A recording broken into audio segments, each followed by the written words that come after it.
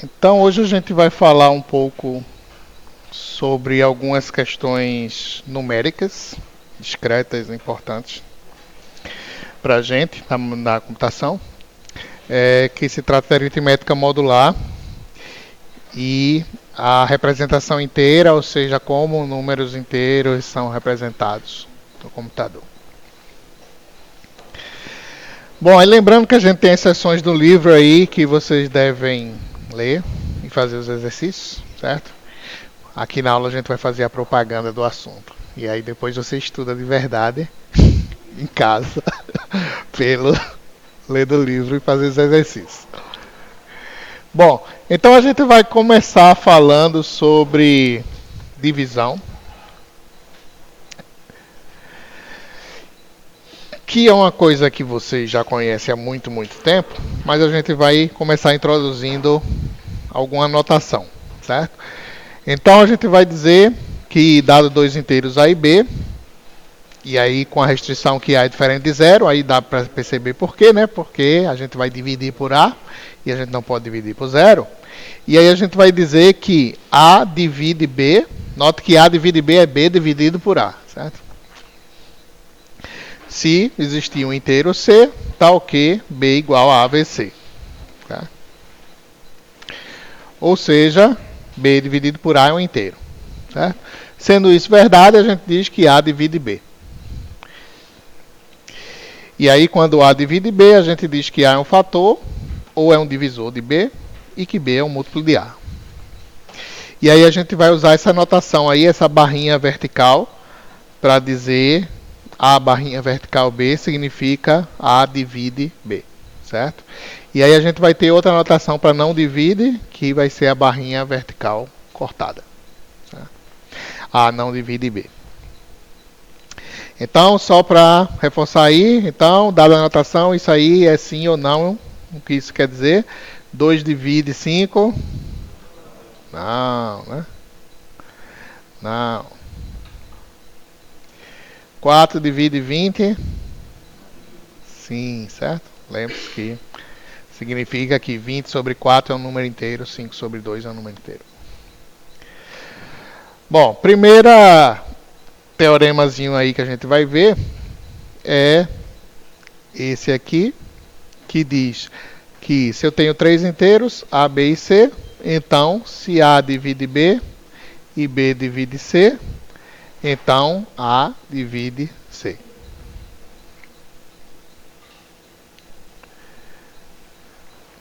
Aí, porque isso acontece, né?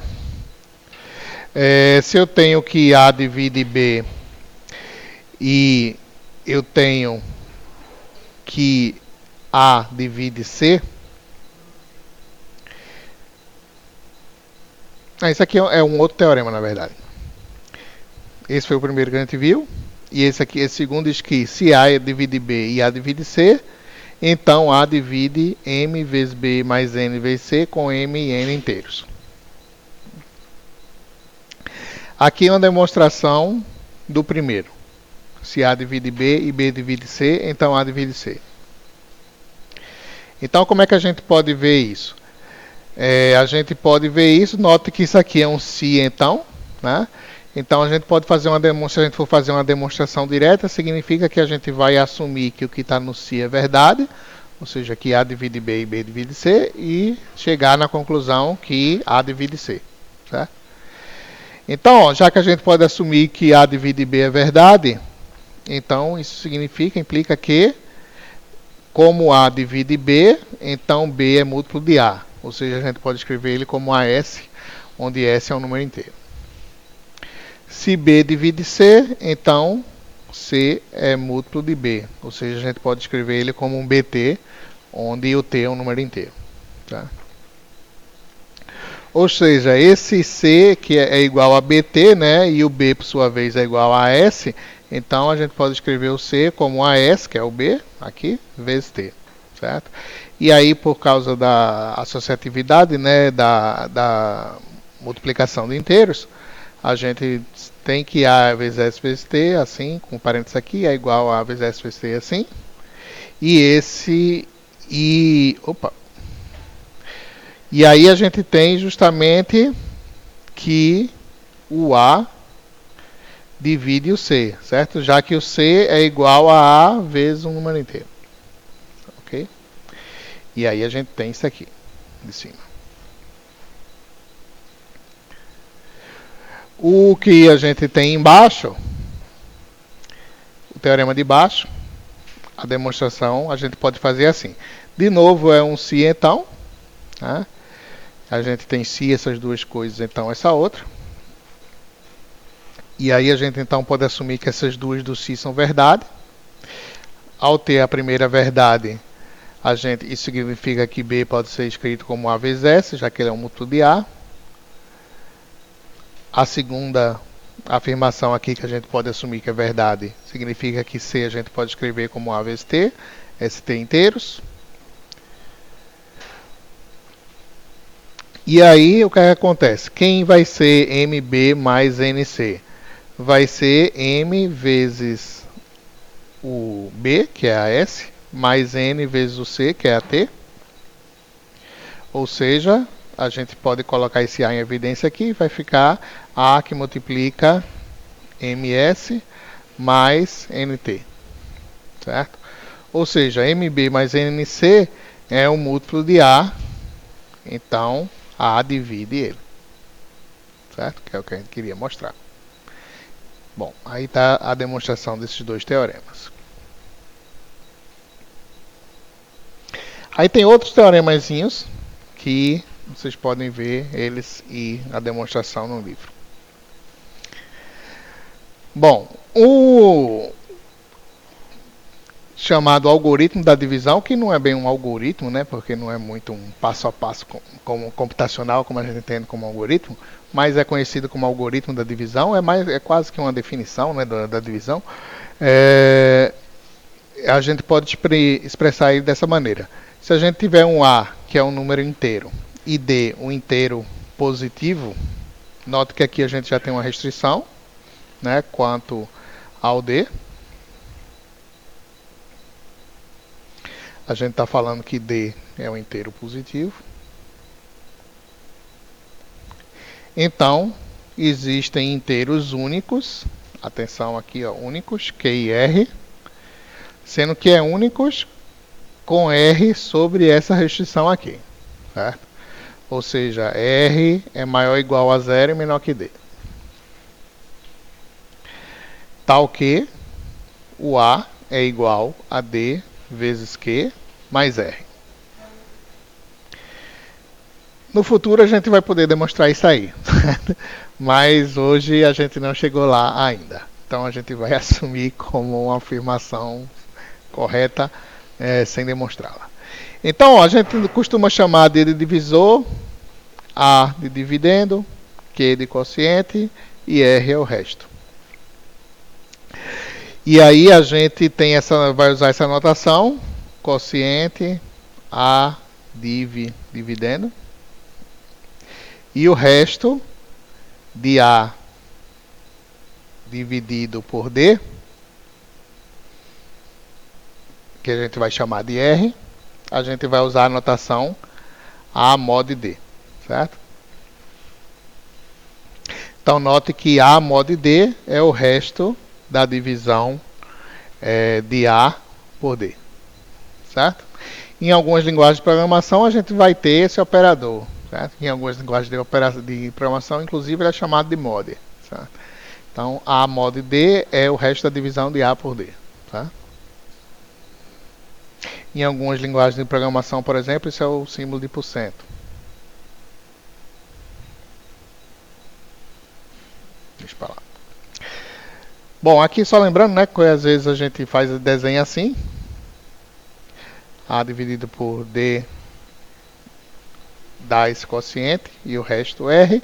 Sendo que aqui na nossa definição do algoritmo da divisão, a gente está supondo que esse divisor é um inteiro positivo, né?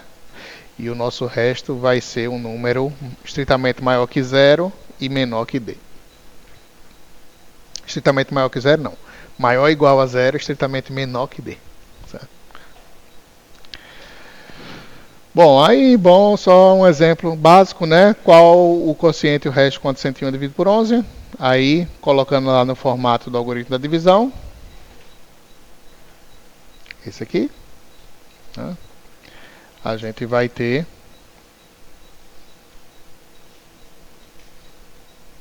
isso, né? 101 dividido por 11. O resto vai sair 2 e o quociente 9. Então, naquela notação que a gente acabou de ver, a gente diria assim, né? 9 é 101 div 11 e 2 é 101 mod 11. Tá? Então, isso aqui é importante lembrar, né? Para daqui para frente, quando a gente escrever algo assim, aí você já tem isso na cabeça o que significa. Quando a gente escrever algo assim, você já tem na cabeça aqui o que significa. Bom, e cuidado com coisas como essa. Ó. Qual o quociente resto quando menos 1 é dividido por 3? Aí você poderia pensar assim, né? Menos 1 dividido por 3 dá menos 3, o resto é menos 2. Mas note que nas nossas restrições a gente tinha isso aqui, né? Ou seja, o resto não pode ser negativo. Então, se alguém dissesse o resto da divisão de menos 11 por 3 é menos 2, a resposta é não, porque sem nem precisar fazer a conta, porque o resto nunca é negativo. Certo? Então, não é o caso. Certo? Embora você possa dizer que menos 11 é igual a... Cadê dividido por 3, né? 3 vezes menos 3 menos 2, né? Isso aqui não está no formato lá do algoritmo da divisão. Porque a gente não tem o resto maior ou igual a zero. Certo? Então, na verdade, naquele formato lá, a expressão é essa. Certo?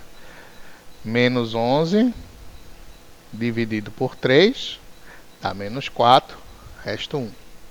Certo? Então, note que aquele algoritmo da divisão diz que são únicos.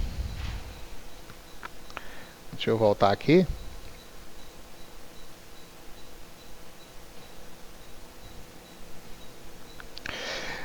Veja que aqui, ó, no algoritmo da divisão, ele fala que o quociente e o resto são únicos.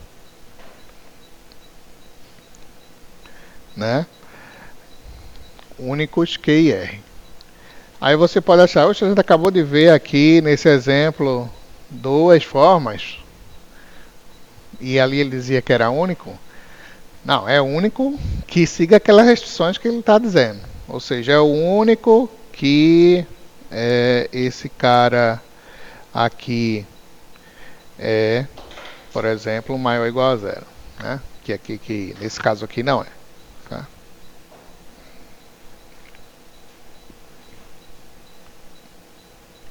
Bom, a divisão inteira é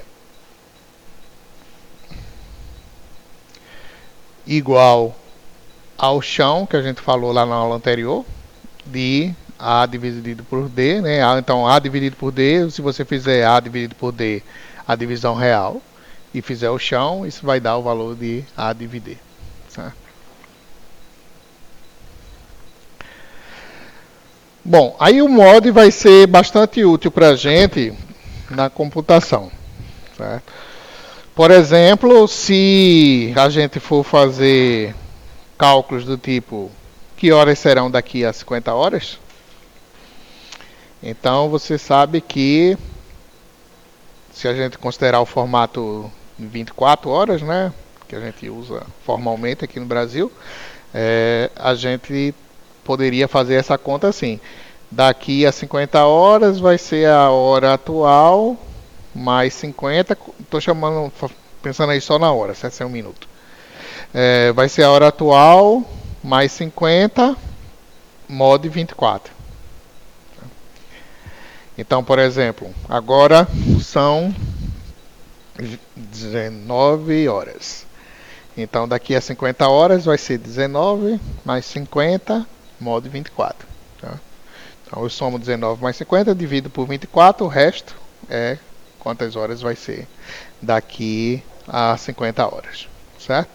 E aí isso aí é bastante interessante também em algumas estruturas de dados, certo? Então, em vetores ou arrays, você pode, por exemplo, construir um array circular, que quando você chega no final dele, você somando um, você volta para o começo.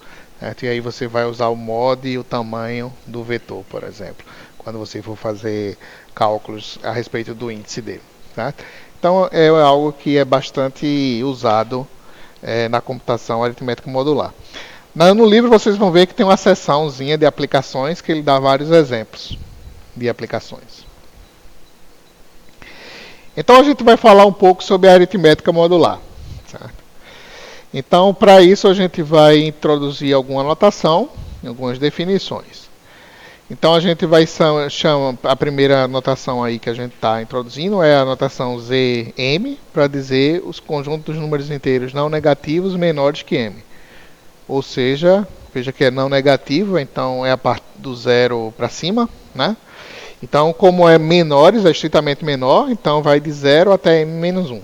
Certo? Então, por exemplo, se a gente tiver Z5, aí vai ser o conjunto 0, 1, 2, 3, 4.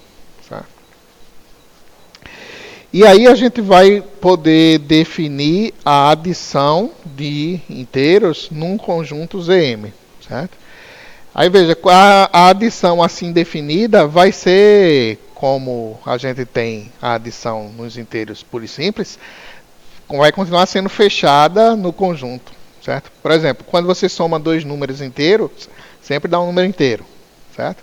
Se você somar dois números inteiros do conjunto ZM, sempre vai dar um número do conjunto ZM, você usando uma adição assim definida. Certo? Essa adição M. Certo? Então aí está dizendo o seguinte, se você pegar A e B, que estão em ZM, e somar eles subscrito M, isso significa você fazer A mais B mod M. Certo?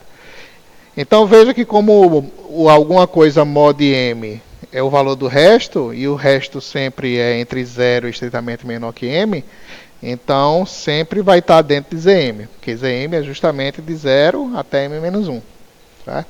Então quando você fizer mod M, sempre vai dar um número de 0 a m-1, ou seja, sempre vai dar um número de ZM. Certo? Então essa adição aqui vai ser fechada em ZM. Certo? Quando eu pegar dois números de ZM e somar dessa maneira, fazendo mod M, eu vou ter um número em ZM.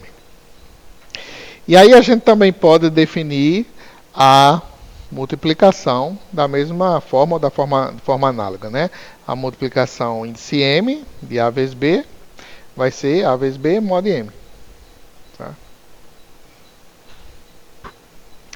Então, essas operações a gente vai chamar justamente de adição módulo M e multiplicação módulo M.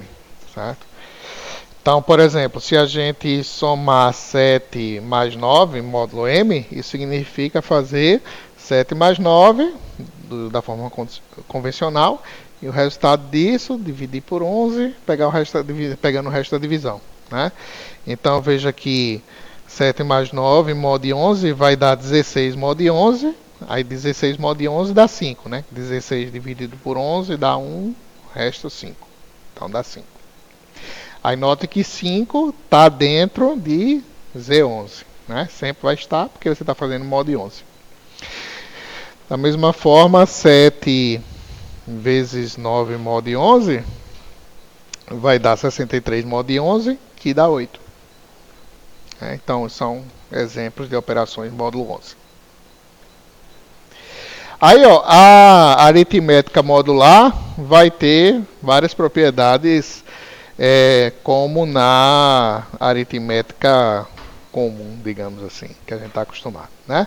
Então, a gente vai ter o fechamento da adição e multiplicação. Veja que a gente falou só de adição e multiplicação. Né? Então, essas propriedades aí a gente está falando somente dessas duas coisas e nem sempre das duas. Então, Fechamento a gente vai ter tanto para adição e multiplicação. Lembre-se que essas coisas aí, fechamento, que lá a gente definiu lá na primeira aula, quando a gente falou dos axiomas da aritmética. Então a gente definiu assim, o que é fechamento na aritmética comum, é normal, né? E aqui a gente estava dizendo que essa na aritmética modular também vai ser fechada, ou seja, aquela coisa, a definição de fechamento vai continuar valendo, né? Aqui no caso para adição modular e multiplicação modular, que grosso modo significa se você somar dois números mod m, vai dar um conjunto ou vai dar um elemento do conjunto ZM também, né? E a mesma coisa para multiplicação. E aí você também vai ter associatividade e comutatividade. Você também vai ter elemento neutro, certo?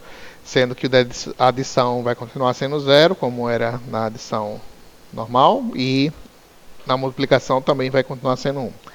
Agora, os inversos, né? Ele só é garantido existir o inverso aditivo, né? Inverso multiplicativo pode ser que não exista, né?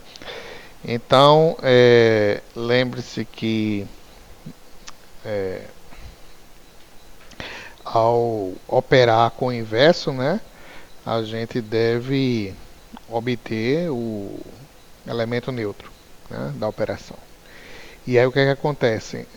Se eu tiver um número pertencente a Zm, que não seja o zero, então o inverso aditivo módulo m dele vai ser o m vezes ele, ou m menos ele, né, como está dito aqui.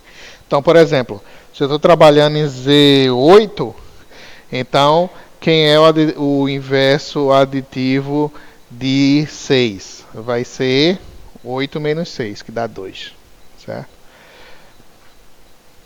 Deixa eu anotar aqui um exemplo. Então, por exemplo, Z8, o que é isso aqui? É o conjunto de números de 0 até 7. 0, 1, 2, 3, 4, 5, 6, 7. Aí quem é o inverso aditivo módulo 8 de 6?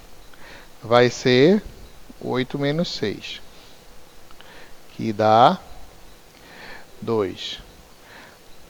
Por quê? Porque se você fizer 6 mais 2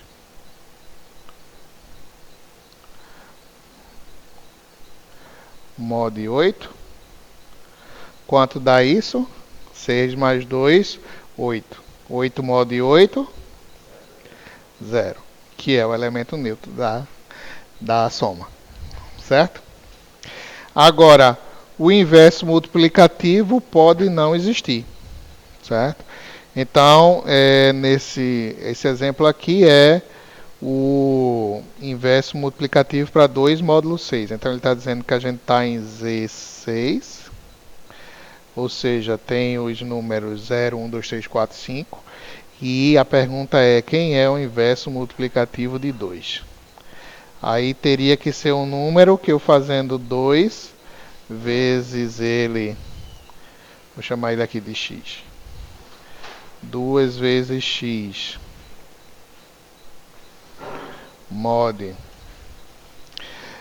6 teria que dar 1, certo?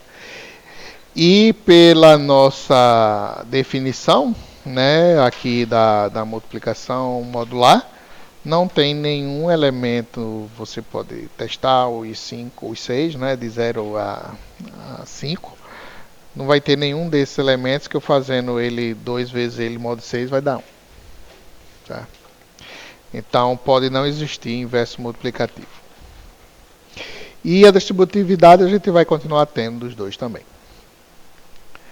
Bom, a seguir a gente vai ver uma outra noção que vai usar a aritmética modular, que é a noção de congruência. Isso aí vai ser importante na computação, por exemplo, para fazer, por exemplo, a forma de fazer algumas operações sobre números muito grandes, de forma bem mais eficiente, usando congruências do que se você fosse operar os números diretamente. Tá? Então, por exemplo, quando Você vai fazer criptografia, ou seja, você vai codificar uma mensagem usando uma chave secreta e tal. Frequentemente essas coisas usam números muito grandes, certo? Assim, números de 1000 dígitos, coisas do tipo. E aí você precisa fazer operações assim do tipo, um número de 1000 dígitos elevado a outro número de 1000 dígitos. Né? E aí sendo que felizmente não é isso somente a sua operação, é um número de 1000 dígitos elevado a outro número de 1000 dígitos, mode alguma coisa. O resultado disso mode alguma coisa. E aí dá para fazer isso sem precisar fazer isso, esse grandão elevado a esse outro grandão, usando congruências, certo? Essa operação de módulo. Bom, aí então por isso a gente vai falar um pouco sobre o que é essa história de congruências. Então a gente já viu essa notação aí, A mod M, né, que é o resto da divisão do inteiro A pelo inteiro positivo M. Aí agora a gente vai ver uma outra notação relacionada a isso, que para indicar que dois inteiros têm o mesmo resto quando divididos pelo inteiro positivo M. Então está aí a nossa definição de congruência. Então a gente tem dois inteiros, A e B, e um M, lembrando que M é positivo. Então a definição é a seguinte: a gente diz que A é congruente a B módulo M se M divide A menos B, certo? Lembrando do divide lá do comecinho, né? Ou seja, A menos B é um múltiplo de M. Então, a gente vai usar essa notação. A, 3 tracinhos, B, mod M, certo? Então, isso aí é simplesmente a notação para dizer que M divide A menos B, como está em cima, certo? Então, toda vez que a gente escrever isso, A, 3 tracinhos, B, mod M, a gente está dizendo que A menos B, ou que M divide A menos B. E a gente vai chamar isso de uma congruência, certo? A gente vai também poder ler isso como está aqui em cima. A é congruente a B módulo M. E aí a gente vai chamar M do módulo da congruência. E se não for congruente, aí a gente vai ter o símbolo para não congruente, que vai ser como está aqui, certo? Então, se isso não for verdade, né? Ou seja, se M não dividir A menos B, então a gente tem que isso aqui não é congruente, né? A não é congruente a B módulo N, e a gente vai representar assim. Então aí, só para lembrar, e aí isso aí é verdadeiro ou falso? Como é que testa? Então é só aplicar a definição, né? Você vai ver se 6 divide 17 menos 5. Aí 17 menos 5 dá 12, né? 6 divide 12, sim. Então, o que é que a gente pode dizer? Que 17 é congruente a 5 módulo 6. Certo? Outro aqui, 24 é congruente a 14 módulo 6. Não, né? 24 menos 14 vai dar 10. 6 divide 10, falso. Certo? Então, esse aqui é verdadeiro, esse aqui é falso. Bom, aí aqui um teoremazinho importante. Se a gente tem A e B inteiros e o M positivo, né, inteiro positivo, do mesmo jeito que antes, então a gente dizer que A é congruente a B módulo M, a gente vai ter isso também se somente se a gente tiver isso. A módulo M igual a B módulo M. Certo? Não ficou muito legal aqui porque ficou em duas linhas, né? Mas a gente está dizendo que o que vai ter que ser verdade é A mod M igual a B mod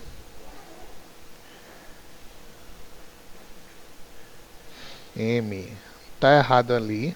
Que apareceu brotou um N aqui que não existia, certo? Na verdade é um M. Ok? Então, é como eu escrevi aqui. Bom, então, ó, veja que no final das contas, pela nossa definição, isso significa que M divide A menos B, né? Aí o que esse teorema aqui está dizendo é que isso é equivalente a dizer, por isso que tem um si somente si, que A mod M é igual a B mod M, ou dito de outra forma, que A dividido por M dá o mesmo resto de dividir B por M, certo? Aí como é que a gente pode demonstrar isso? Aí veja que isso é uma demonstração do tipo si somente si. Uma demonstração si somente si é uma demonstração se então de um lado para o outro, certo? Ou seja, se você tem assim, A, se somente se, a gente costuma usar esse símbolo aqui, né? A, se somente se B, isso você está afirmando duas coisas, que é o se A, então, B, sua primeira afirmação, ao dizer isso. E você também está afirmando que se B, então A, certo? Então, quando você fala um se somente se, você está dizendo que essas duas coisas são verdade, certo? Então, se você quer demonstrar isso, esse se somente se, a forma mais tradicional é você demonstra essa afirmação e depois demonstra essa afirmação, certo? E aí, para demonstrar cada uma de afirmação, você pode usar a forma de demonstração que for mais conveniente, certo? Numa direta, você partiria daqui e chegaria daqui para a primeira. E daqui para cá, para a segunda, certo? Se a gente for fazer assim para essa, por exemplo, isso significaria dizer o quê? Que a primeira coisa é a gente dizer que se A é congruente a B módulo N, M, então a gente tem que A mod M igual a B mod M. Certo? Isso seria a primeira parte. Aqui para demonstrar esse sentido. E aí, esse seria o sentido 1. E a segunda parte é você assumindo que A mod M igual a B mod M, o si, provar que A é congruente a B mod M. Certo? Então você teria duas coisas a demonstrar. Como é que você poderia demonstrar a coisa 1? Então, se a gente fosse fazer uma demonstração direta, aí a gente então pode assumir que A é congruente a B mod M, né? Faz parte da nossa premissa. Se a gente pode assumir que A é congruente a B mod M, a gente tem que M divide A menos B. Certo? Pela definição de o que é que a gente está dizendo aqui. Tá? Ok. Se M divide A menos B, isso significa que o A menos B é um múltiplo de M. Né? Ou seja, a gente poderia dizer assim, A menos B é igual ao M vezes um C, com C inteiro. Certo? Ou seja, a gente poderia dizer que o A, por exemplo, é igual a B mais MC. Certo? Veja só. Então, se a gente vê o resto de A dividido por M agora, que seria A mod M, o resto disso aqui, ó, A mod M, vai ser igual ao resto disso aqui por M. Isso aqui, mod M, já que isso é igual a A. Né? E aí veja que isso aqui é B mais MC. Então o resto desse pedaço aqui é zero, porque esse pedaço é múltiplo de M. Então o resto disso aqui dividido por M vai ser igual ao resto de B por M. Tá? Se B também for um múltiplo, vai dar zero. Se B não for múltiplo, vai ser o que sobrar aqui, porque aqui sobra zero. Certo? Ou seja, Se M divide A menos B, então o resto da divisão de A por M vai ser igual ao resto da divisão de B por M, que é esse sentido 1 aqui. Tá? Então, esse sentido 1 está ok. Aí, o que é o sentido 2? É você dizer que se eu tiver que A mod M igual a B mod M, então A é congruente a B mod M. Tá? Ou seja, você pode assumir, né, que isso aqui é verdade, esse pedaço, e vai tentar chegar aqui. Certo? Então, ó, se você pode assumir que isso aqui é verdade, significa que o resto da divisão de A por M é igual ao resto da divisão de B por M. Isso faz parte da sua premissa, certo? Então a gente sabe, a gente vai ter o quê? Que o nosso A, a gente vai poder escrever ele como o M vezes um Q1 da vida, mais o resto. Certo? E o B, a gente vai poder escrever como M vezes um Q2 da vida, mais o mesmo R, já que a gente pode assumir que o resto é igual. Então, isso é nosso A e isso é nosso B. Então, quem é A menos B? A menos B vai ser fazer esse cara menos esse. Ou seja, vai dar M Q1 menos M Q2. Né? Porque R menos R vai zerar no Q. Ou seja, vai dar M que multiplica Q1 menos Q2. Certo? Ou seja, é um múltiplo de M. Ou seja, M divide isso aqui. Então, de fato, a gente tem que A é congruente a B modo M, porque A divide A menos B, isso é a definição de congruência. Certo? Então, com isso, a gente tem esse outro lado, o lado 2. E aí, tendo os dois lados, a gente tem a equivalência. Certo?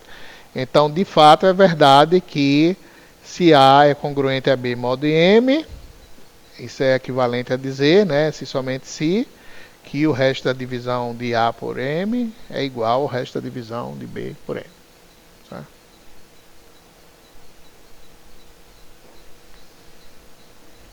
Aqui um outro teoremazinho que diz o seguinte. Se eu tenho M um inteiro positivo, a gente tem que A e B são congruentes modo M, se somente se, então de novo aqui, ó, dois sentidos a demonstrar, existir um inteiro K, tal que A é igual a B mais KM. Então veja, aqui a ideia é, você está dizendo que A e B são congruentes módulo M, ou seja, A é congruente a B mod M. Aí se somente se A igual a B mais KM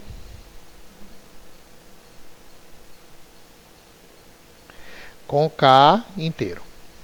Certo? Então você tem que demonstrar esses dois lados.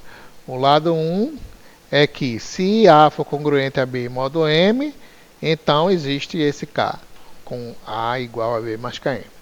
E o outro lado é, se A igual a B mais KM, então A é congruente a B modo M. Tá? Então, como é que a gente poderia fazer o lado assim, né? Que seria o nosso 1. Aqui. Então, veja, nesse lado a gente assume que isso é verdade. Se isso, então isso, né? Então essa é a premissa. Ou seja, é verdade que A menos B, M divide A menos B. Certo? Então a gente tem que M divide A menos B.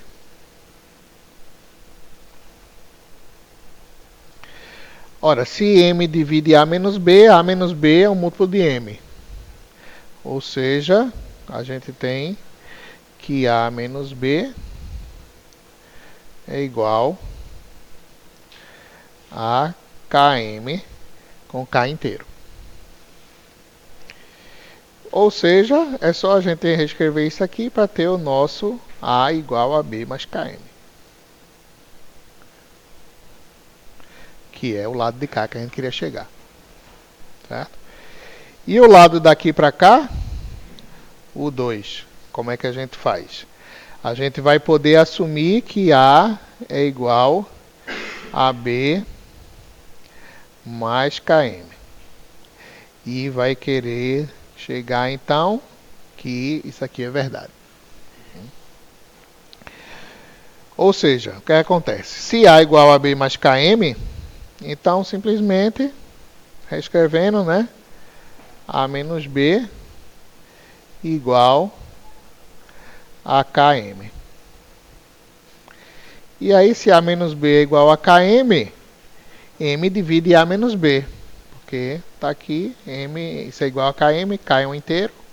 Então, é múltiplo, A menos B é múltiplo de M. Né? Então, de fato, a gente tem que A é congruente a B modo M. Ok? E aí tem os dois lados.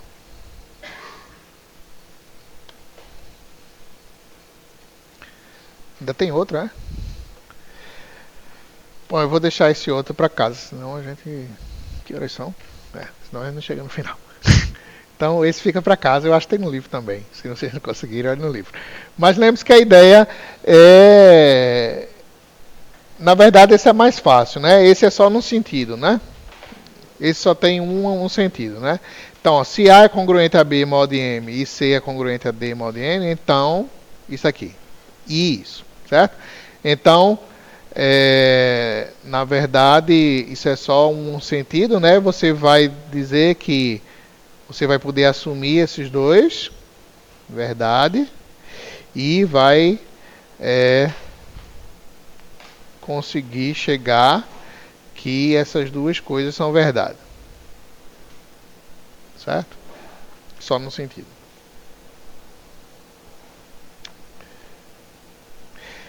Então, aqui é só um exemplo, né? Vocês ficam isso aqui para casa. Certo? E aqui o exemplo, só para dizer como a gente vai usar esse tipo de coisa, por exemplo, se você conseguir estabelecer uma coisa desse tipo, então veja que aqui a gente tem o nosso Nzinho. Está dizendo que, lembre-se que aqui está N e aqui está N, certo? É o mesmo. Então, 7 é congruente a 2 mod 5 e 11 é congruente a 1 mod 5. Só que tem que ser igual aqui é o modo. E aí, o que esse teorema diz a gente é que A mais C, então quem é A mais C nesse caso? É 7 mais 11, certo? Então aí está dizendo que 7 mais 11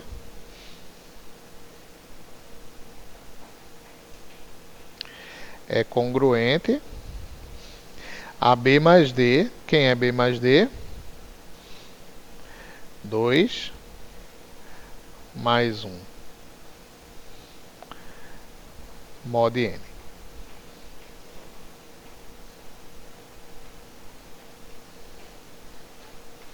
Certo?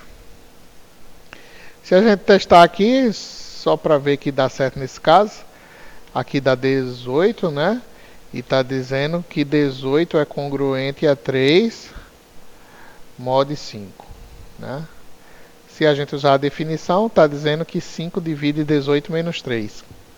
18 menos 3 dá 15, de fato 5 divide 15. Tá? Mas demonstra.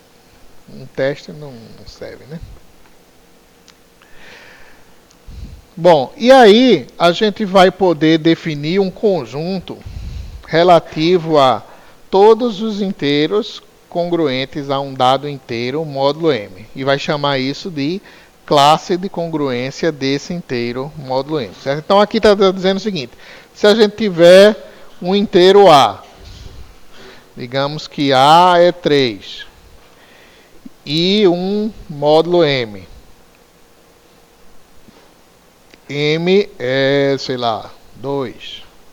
Então está dizendo aqui que, bom, quando é que alguém é congruente? Se você tiver um x qualquer aqui, x é congruente a mod 2. Certo? Aí o que está dizendo aqui é, todo cara que satisfizer x, que satisfizer isso, ou seja, for congruente a, no caso aqui, meu a foi 3, né? 3 mod 2, faz parte da classe de congruência de 3 módulo 2. Certo? Então, quem é a classe de congruência de 3 módulo 2?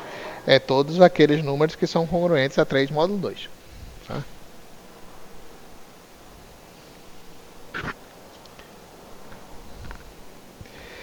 Aqui tem um exercíciozinho que é o seguinte: você demonstrar que se n é um inteiro, então o n ao quadrado é congruente a 0 módulo 4, ou n ao quadrado é congruente a 1 módulo 4. Ou seja, a ideia aqui é você assumir que n é um inteiro e chegar à conclusão que, se você elevar ele ao quadrado, ou ele vai ser congruente a 0 módulo 4, ou ele vai ser congruente a 1 módulo 4.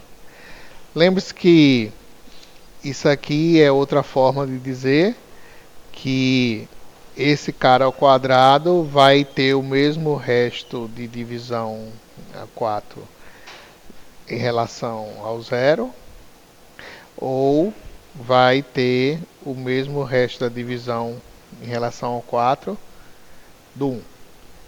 Certo? Então eu vou deixar para casa também a dica. Veja que você está falando de duas coisas aqui. Então provavelmente você vai considerar dois casos. Provavelmente. Né? Um caso vai dar isso e outro caso vai dar isso. Tá? Que tipo de inteiro vai dar um caso? Que tipo de inteiro vai dar outro caso? Pense aí. Aperrei os monitores. Firem no livro. Eu vou deixar também para vocês tentarem. Bom, e aí a gente vai passar para a representação de inteiros no computador. Então, você sabe que no nosso dia a dia a gente usa muito a notação decimal. Né? Por exemplo, sei lá, 359. Quando a gente escreve um número desse, a gente está implicitamente supondo que isso aqui vale o equivalente a você ter o que? 9 vezes 10 elevado a 0 mais 5 vezes 10 elevado à primeira mais 3 vezes 10 elevado à segunda. Né? Ou seja, você está dizendo aqui que esse 9 é uma unidade, esse 5 é uma dezena e esse 3 é uma centena. Certo? E o sistema é decimal, essa nossa basezinha aqui é o 10. Né? Agora, isso é a escolha, assim, o nosso hábito, né? A gente poderia trabalhar com uma base qualquer, que seja uma base inteira maior ou igual a 2. Certo? Então, por exemplo, o que acontece Então, outra coisa interessante, veja que nossos dígitos, eles têm... qual é a quantidade de dígitos que a gente tem? É justamente a base menos 1, certo?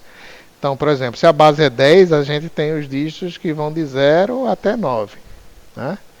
E os símbolos que a gente usa para esses dígitos são esses símbolos bem conhecidos. 1, 0, 1, 2, 3, 4, 5, 6, 7, 8, 9. A gente tem quantos símbolos? 10, que é justamente a base, né? E esses símbolos vão de 0 até 9. Tá? Se a gente tivesse base 3, por exemplo, isso significaria dizer que meus dígitos seriam agora não mais de 0 até 9, mas seriam só 0, 1, 2. Porque são os números maiores iguais a 0 e menores que a minha base, que é 3. E aí, quando eu escrevesse um número, agora veja que meus números só podem ter dígitos 0, 1 e 2 quando escritos. Então, se eu escrevesse um número do tipo 1, 2, 0, isso na base 3, aí eu vou escrever aqui, assim, com essa anotação. Então, lembre-se que quando a gente escreve assim, ó, 1, 2, 0 na base 3, a gente nem vai ler mais 120, porque 120 já está supondo que a base é decimal. Né? Então, se a base não for decimal, a gente nunca vai ler assim, cento e tanto, não sei o que. A gente vai dizer os dígitos, certo? Então, por exemplo, aqui não é 120, é 120 na base 3.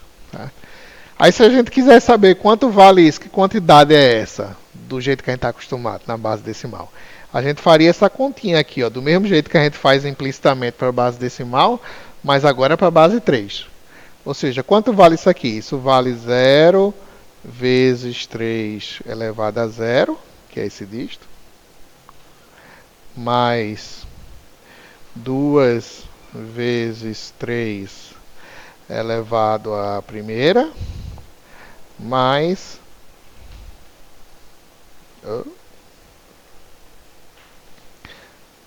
mais 1 vezes 3 elevado ao quadrado.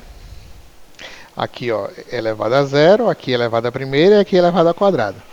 Do mesmo jeito que a gente faz aqui na base 10, aqui vale unidade, aqui vale vezes 10 e aqui vale vezes 100.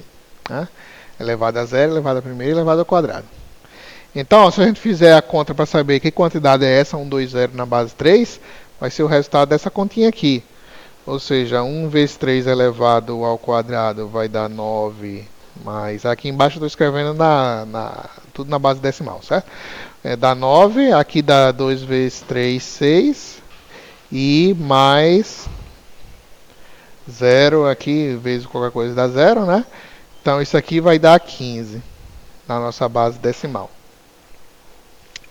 Então note que 120 na base 3 equivale a 15 na base decimal. Certo? Hexadecimal nada mais quer dizer que base 16. Certo? A gente pode ter qualquer base maior ou igual a 2. Né? Binário é base 2. Certo? Aí o que acontece na base 16, que é a nossa base hexadecimal? Acontece que quantos símbolos a gente vai precisar para os dígitos? Base, a quantidade de símbolos que a gente tem da base, né? Ou seja, a gente precisa de 16 símbolos. Aí então não vai dar mais de 0 a 9, certo? Porque aqui só tem 10. Então está faltando 5, né? Para a gente ter 16 símbolos. Aí você poderia usar o símbolo que quisesse. Vou usar um triângulo, uma casinha, um gato, um cachorro. Certo? Mas, bom, ia ser complicado desenhar uma casinha, um gato, um cachorro. Então a gente vai usar as primeiras letras do alfabeto. A, B, C, D, E e F. Aí aqui a gente vai ter 16 símbolos, de 0 até F. Certo? Sendo que A vai representar a quantidade 10, B a 11, C a 12, D a 13, E a 14 e F a 15. Certo? A gente vai usar um símbolo porque a gente quer que cada dígito seja um único símbolo, né? Senão ia ficar confuso. Se a gente fosse escrever 10 aqui, aí como é que a gente vai saber que isso, na verdade, é um dígito só e não dois? Né? Então a gente vai usar o A para representar o valor 10, o B o 11, o C o 12, né? O 13, o 14 e o 15 no F. Pronto, e aí a gente usa a mesma regra, certo? Então, se a gente quiser saber qual é o valor em decimal do número em hexadecimal 3F1. Então, 3F1 na base 16 é 1 vezes 16 elevado a 0 mais quanto é F? 15, né? 15 vezes 16 a primeira mais 3 vezes 16 ao quadrado. E aí, fazendo essa continha, a gente vai ter o valor equivalente em decimal. Tá? Aí vocês sabem que no computador tudo é binário, né? Então a gente, na verdade, no computador usa muito a base 2, né? Note que na base 2 a gente só tem como símbolo 0, 1, né? E então os nossos números vão ser só zeros e uns, né? Então se a gente tiver um número assim, 0, 1, 0, 1, 1, então isso aqui vai ser 1 vezes 2 elevado a 0, que é 1, né? 1 vezes 2 elevado à primeira, aí 0 vezes 2 elevado à segunda, vai dar 0, né? E 1 vezes 2 elevado à terceira. Então, quanto dá isso aqui? Ó, 2 à terceira, 2 vezes 2, 4, vezes 2, 8, né? Então, aqui 8. Aqui esse 0 não vai contar nada. Seria 0, 1 vezes 4, né? Aí é mais 2, mais 1. Então, 3 mais 8. 8, 9, 10, 11. Então, isso aqui dá 11, né? Na base decimal. Certo? Uma coisa interessante entre base... Então, se usa bastante... Então, internamente, um computador usa tudo decimal, né? Agora, às vezes, quando a gente vai representar números que são, por exemplo, posições da memória do computador, coisas do tipo, muitas vezes a gente usa notação hexadecimal. Por exemplo, a gente diz, se você for rodar um debugador lá a baixo nível num programa, ele vai dizer que essa sua variável x está na posição de memória 3F82H. Certo? Aí esse H é só para dizer que é hexadecimal. E aí, isso aqui você faz a conta para saber quanto é mesmo, certo? Uma relação interessante entre hexadecimal e binário é que note que cada 4 dígitos em binário corresponde um dígito em hexadecimal. Então, por exemplo, se eu quisesse transformar isso aqui em binário, eu poderia transformar individualmente cada um dos 4 dígitos, desses 4 dígitos aqui, e simplesmente colar o número todo aqui. Certo? Então, por exemplo, como é 2, usando 4 dígitos para cada um. Então, por exemplo, como é 2 em binário? É 1, 0. Né? Com 4 dígitos ficaria 2 zeros aqui na frente. Como é 8 em binário? Eita, esse negócio tem caneta. Esse negócio não tem. Ó, eu não tenho borracha aqui. Vou riscar aqui. Como é 8 em binário? 8 em binário. Aqui, ó, nota que aqui é o 1, aqui é o 2, aqui é o 4, aqui é o 8. Então vai ser 8, 0, 1, 0, 0, 0. Como é F em binário? F é o 15. Né? Como é o 15, é 8, mais 4, 12, mais 2, 14, mais 1, 15. E 3 vai ser 1, 0, 0, com 4 dígitos fica assim, né? Nota que 0 à esquerda não faz nada, né? Então, se eu quisesse transformar esse número aqui em binário, eu poderia fazer isso agora só colando tudo isso. Então, esse número aqui, na verdade, seria o 001 000010. Pronto. Se você fizer essa conta aqui e transformar em hexa, vai dar 3F82. Né? Se você transformar isso aqui para decimal e transformar isso aqui para decimal, vai dar o mesmo valor. Tá? Bom, então esse blá blá blá aí que a gente falou em forma mais formal, né? Eu fui dando alguns exemplos aqui.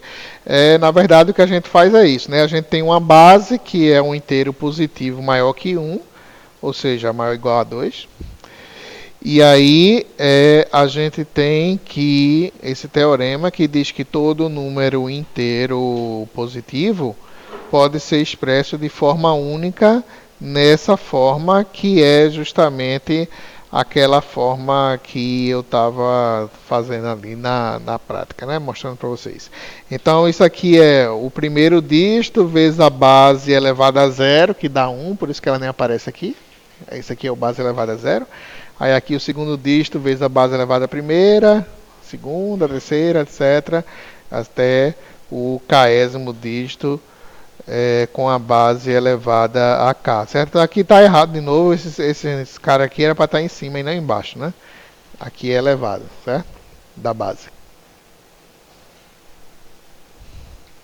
Então a gente chama isso de expansão na base B do número n. E a notação que a gente vai usar vai ser os dígitos, né? A gente, quando bota o número, não fica escrevendo a base como está aqui, né?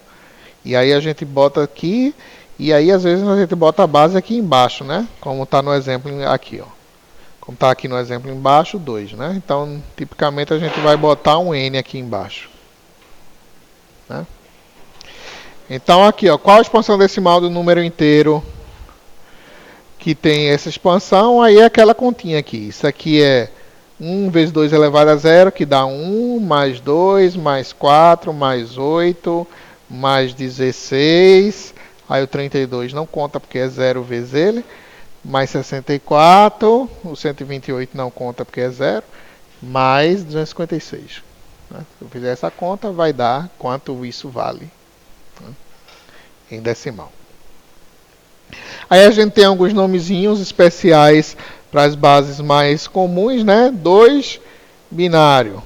8, octal. 10, decimal. 16, hexadecimal. Tá? Aí, eu já falei isso, né? Para a base 16 a gente precisa de 10 dígitos, ou 16 dígitos. E aí a convenção é usar as primeiras letras do alfabeto, o A para 10, 11, 12, 13, 14, 15. Tá? Pronto, aqui exemplo, qual a expansão, a expansão decimal dessa hexadecimal. Aí só você fazer B, quanto é B? B corresponde ao 11, né? Então é 11 vezes 16 elevado a 0, ou seja, é o próprio 11, mais 0 vezes 16 a primeira, que é 0, não importa, né? Então vai ser 11 mais, isso é 0, porque tem um 0 aqui. Aí quanto vale 14 vezes 16 elevado a quanto? 0, 1, 2. 2 mais A, que é 10 vezes 16, tem um vezes aqui, a terceira, mais 2 vezes 16 elevado à quarta, certo? 0, 1, 2, 3, 4, certo? Pronto, se eu fizer essa continha aqui, vai dar o valor, certo? Aquele teorema lá diz que esse negócio é único, então sempre para cada número você vai ter uma única representação na base, né? Qualquer número positivo. Aí, outra coisa que você pode se perguntar é como converter entre bases, né? Então, um algoritmozinho prático que a gente costuma usar é o seguinte: se você quer fazer esse 1, 2, 3, 4, 5 em base 8. Como é que você faz? Aí a ideia é o seguinte, você pega esse 1, 2, 3, 4, 5, que está na base 10, para você transformar ele para outra base, por exemplo, 8. Então esse algoritmo serve para você transformar da base 10 para outra base, né? Se você quiser transformar entre duas bases estranhas, digamos assim, uma forma de fazer isso usando o algoritmo é primeiro você transforma para 10, dessa forma multiplicando que a gente já viu, e depois você usa esse algoritmo para transformar para outra base, certo?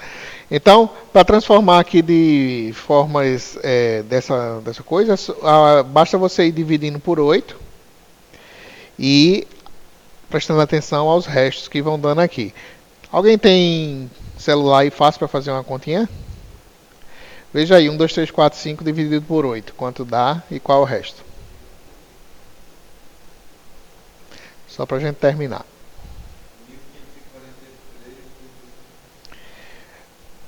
1543. É isso?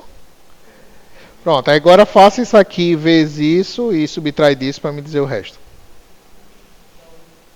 Dá quanto? 1. Dá 1.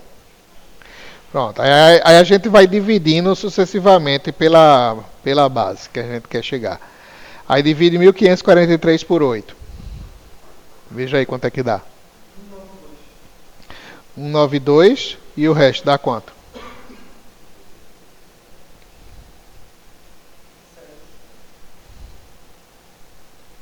Aí 192 dividido por 8 dá quanto? 24, o resto? 0. 24 dividido por 8. 3, né? 8, 24, né? O resto dá 0. Opa, o que é que eu errei aqui? Espera aí. Ah, é o 8 aqui, né? 24 dividido por 8 dá 3. Resto 0, né? E aí, finalmente, 3 dividido por 8 dá 0. Resto 3, certo? Quando chega no 0 aqui, terminou. E aí a gente pega esses restos aqui de baixo para cima para fazer o nosso número. Então, o nosso número vai ser 3, 0, 0, 7, 1. Se a gente não tiver errado as contas, isso significa dizer que se a gente fizer 8 mais 7 vezes 8, mais a primeira, a segunda, a terceira, a quarta, né? Mais 3 vezes 8 a quarta, isso deveria dar 1, 2, 3, 4, 5. Alguém quer testar aí? Certo? Então, se não tiver errado alguma coisa por aqui, vai dar aqui 30071 na base 8.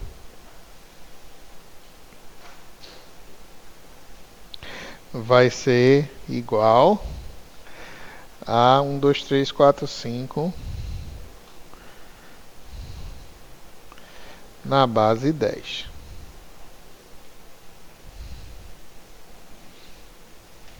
Testou aí?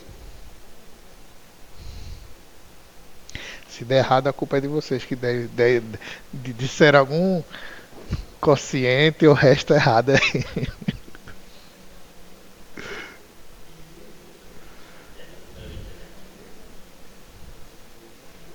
Deu errado, foi?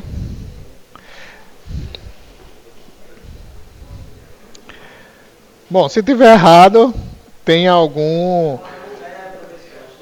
Opa, 3...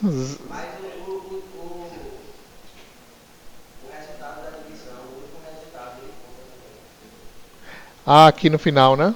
Não, não. Não, conta não.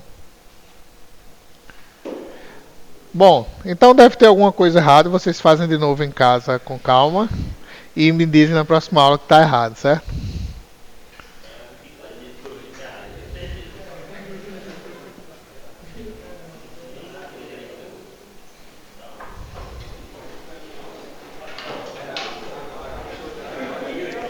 Eu vou fazer aqui na planilha.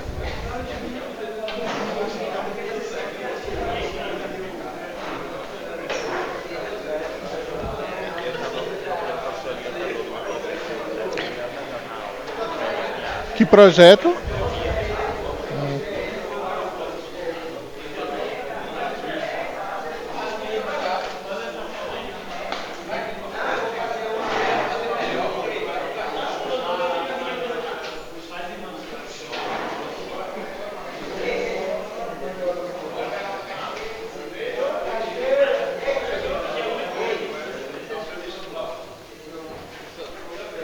Oi. Como é?